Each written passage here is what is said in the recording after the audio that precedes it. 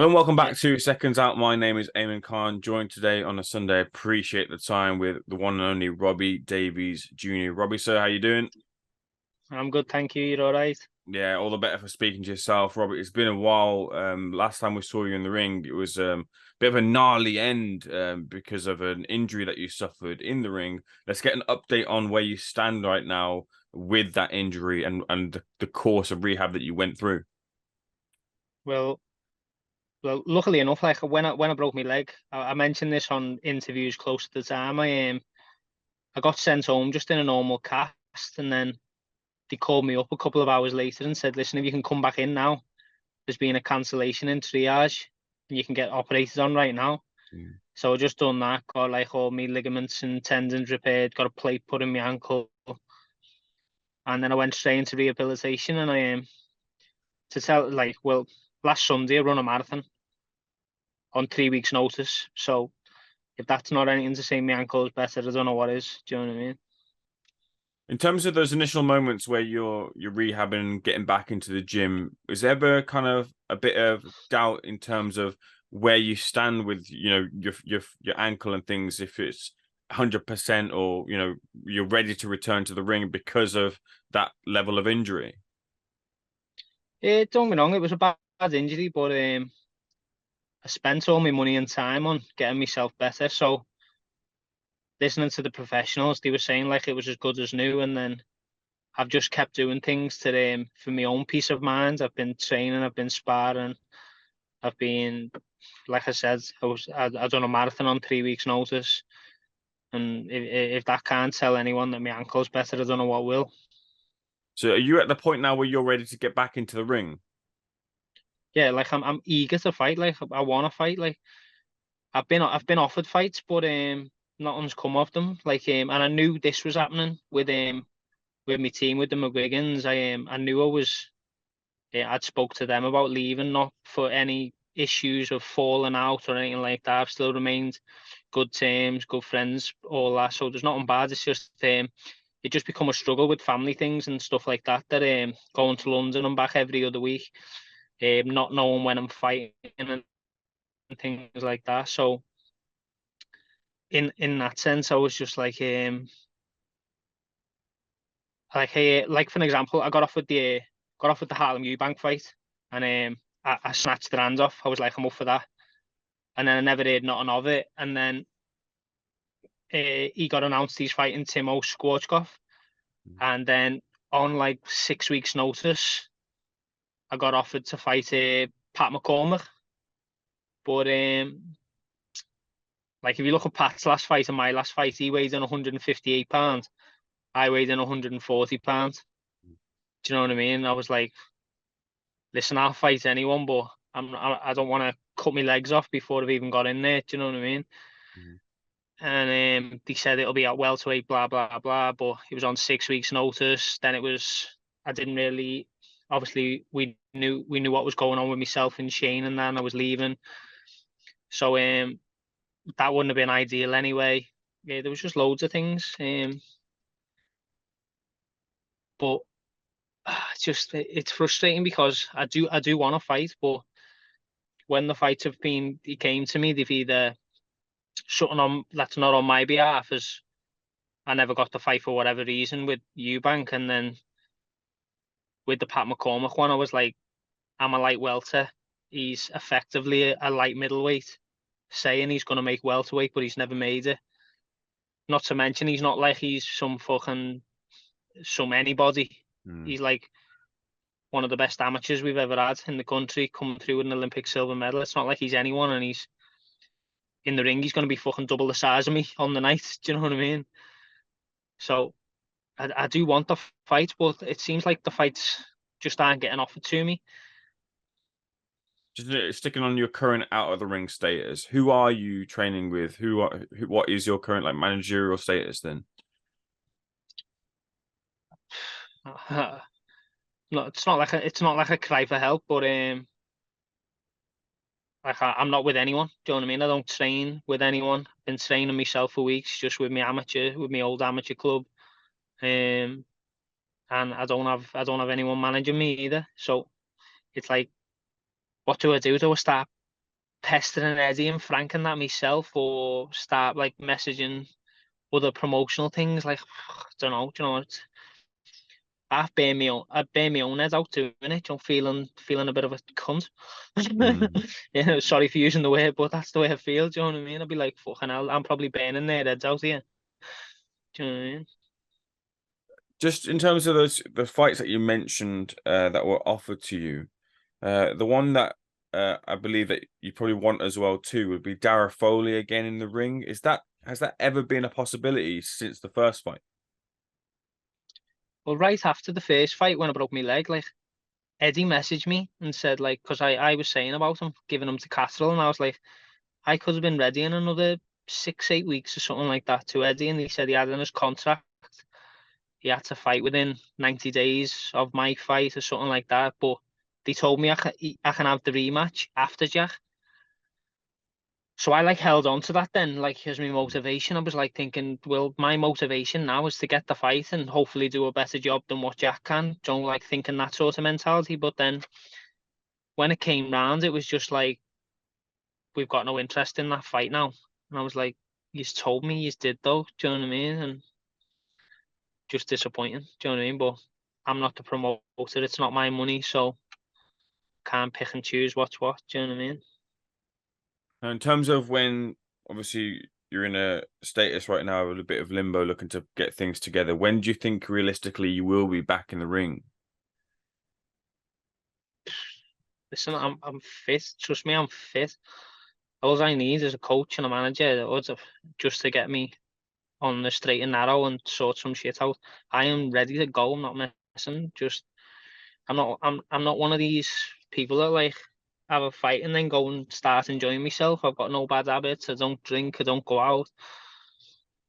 Don't fucking start partying or nothing like that. I'm forever in the gym, and even and all my mates that I go around with, they're all mad on the gym as well. So this is just like our everyday thing. Mm-hmm. Listen, all I need is a few weeks sharpen up, get a bit of me time and right off sparring, and a coach to stand over me and tell me what's what. I'll be ready to go, but it's all easier said than done when you've got to take them first few steps to get yourself back in there with someone and try and get the right feel for each other and stuff like that. Do you know what I mean? Mm-hmm. Robbie, is it, you mentioned and shared your frustrations about where you stand right now and try and get those fights because you feel you're at the point where you're ready. I checked your social media before this interview and I saw some people kind of saying, have you retired and things? Is it frustrating that people kind of half think that you've retired because that we haven't seen you back in the ring? And like you said, you're ready to go, but just nothing's coming the other way back towards you. Yeah, like I have to I do them question things on my stories every now and again, but I have like done that on to see what people thought of the fights of the weekend, but people like started asking me questions about me. I was like wanted people to like give me what they thought of the fights, and when someone said like, "Have you retired?" I was like, "Fucking hell!" To like kick a man when he's down. Do you know what I mean? Like I've never once said I was gonna retire. Do you know what I mean? Like, don't get me wrong, if I fought someone now, especially taking my age into consideration and stuff like that, and someone blitzed me, who would have thought a couple of years ago that wouldn't have happened, then that would be me out the game. Mm, Like I'd think it's not worth this. Do you know what I mean? Getting my head punched in, but only that I know where I am and where my bodies are and the way I live. And then before that Foley fight, I was on a good run. Melina, former US Olympian, Hank Lundy, former world title challenger, and I was getting my momentum. And before Foley, I was meant to be fighting Liam Parrow. Do you know what I mean?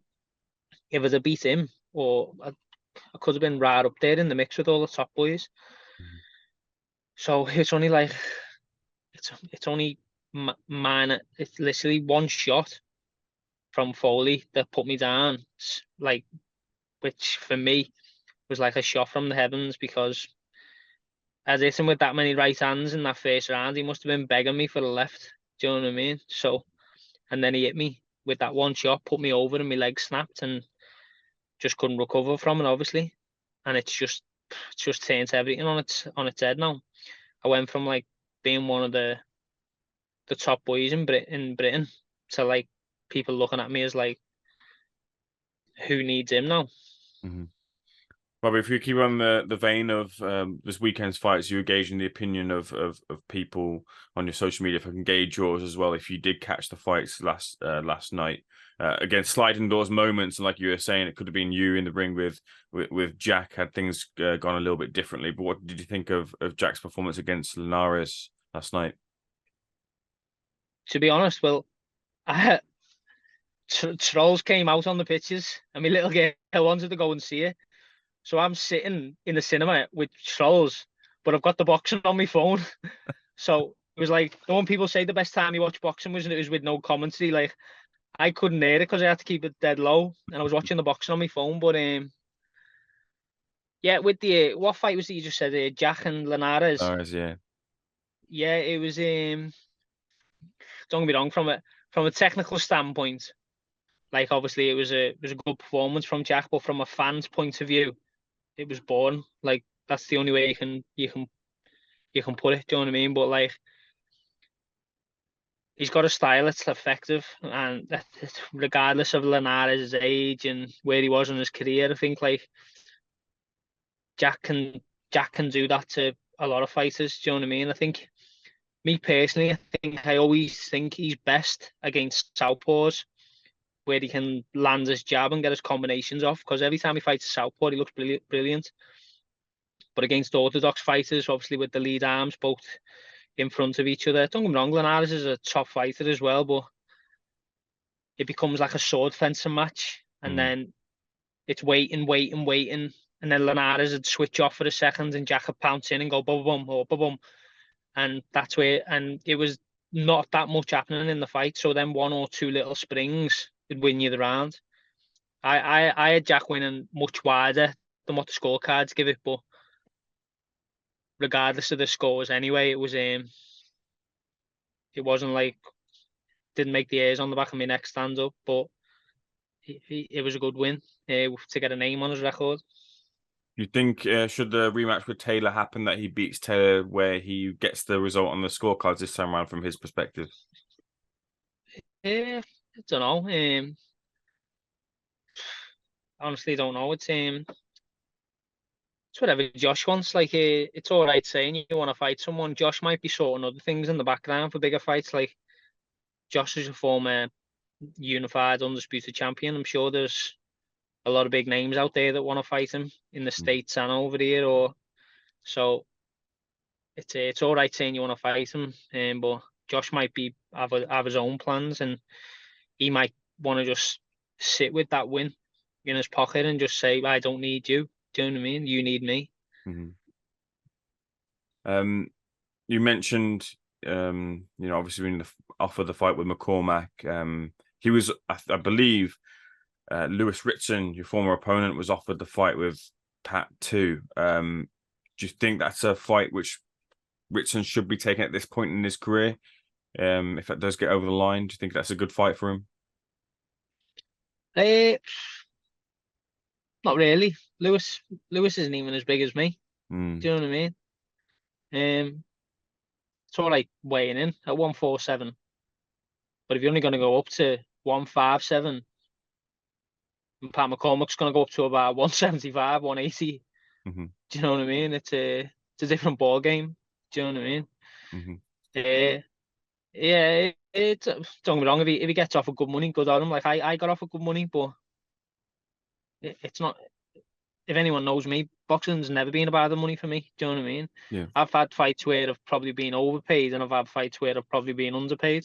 Mm. So it's swing and a miss. Do you know what I mean? It's whatever his team and that think. Like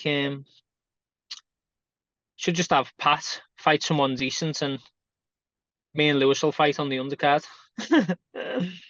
Robbie, let's bring this back to yourself. You mentioned obviously being offered Harlem Eubank and he went a different route. Do you think that fight could be revisited between yourself if he gets the victory as he's planned to do? Do you think you could still hop in the ring with him, or do you think they'll look elsewhere? Do you know what? I'm not saying him. I don't. He might have even got to him. But I got in touch with someone who must have been doing the matchmaking and Mm. said, Harlem Eubank November. How do you feel about it? And I was like, I was taking the Michael because I knew the fella personally, so I was having a bit of a mess around, going, "Oh, end of the gravy train if he fights me," all this messing. And then they said, "Who you got to get in touch with?" Blah blah blah. I said, "You got to get in touch with Aidan McGuigan's for me," stuff like that. And then nothing come of it. I spoke to Shane and Jake, like say a week later, saying, "Does anyone get in touch with you over this fight?" Blah blah blah. And they said, "Nah, no one got in touch." And then say this was the Thursday, by the Monday, they announced them fighting someone else. I was like, "Hell, that was quick. He's only asked them to fight me 10 days ago."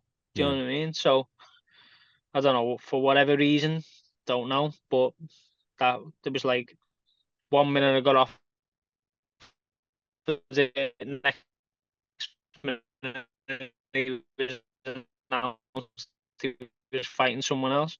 There we go. Another name I want to mention to you, Dalton Smith. Has that ever come around at all?